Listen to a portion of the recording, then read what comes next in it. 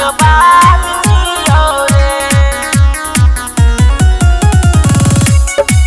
रंगबाज जियो रे। म्यूजिक बाय कुंदन दास।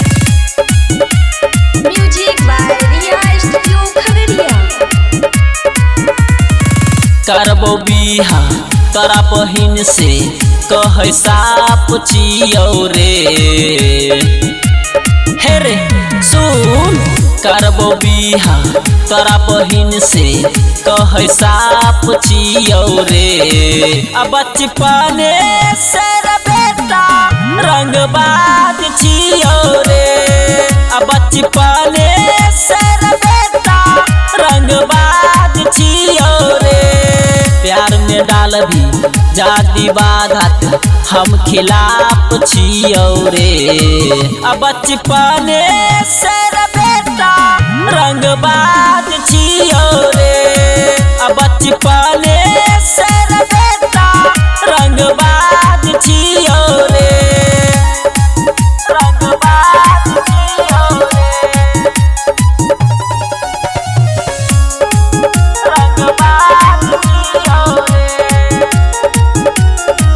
हाँ एकर चक्कर में हमें अभलिया बदनाम रे, अतहिए से चले लगले जिला में नाम रे, बुझली। अहे रे एकर चक्कर में हमें अभलिया बदनाम रे, अतहिए से चले लगले जिला में नाम रे। मंगिया भरबो चार बनैबो छाती तानै छियो रे।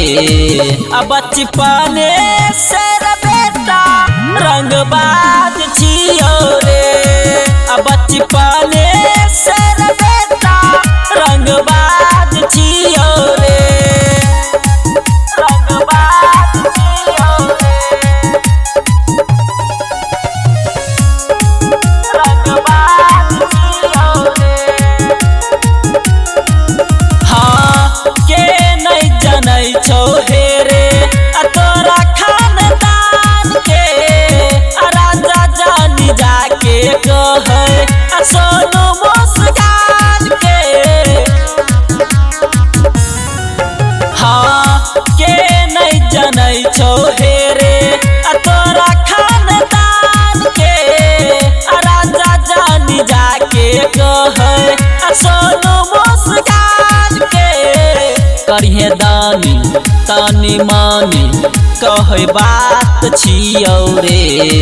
अब बचपने से रे बेटा रंगबाज छियो रे, अब बचपने से रे बेटा रंगबाज छियो रे।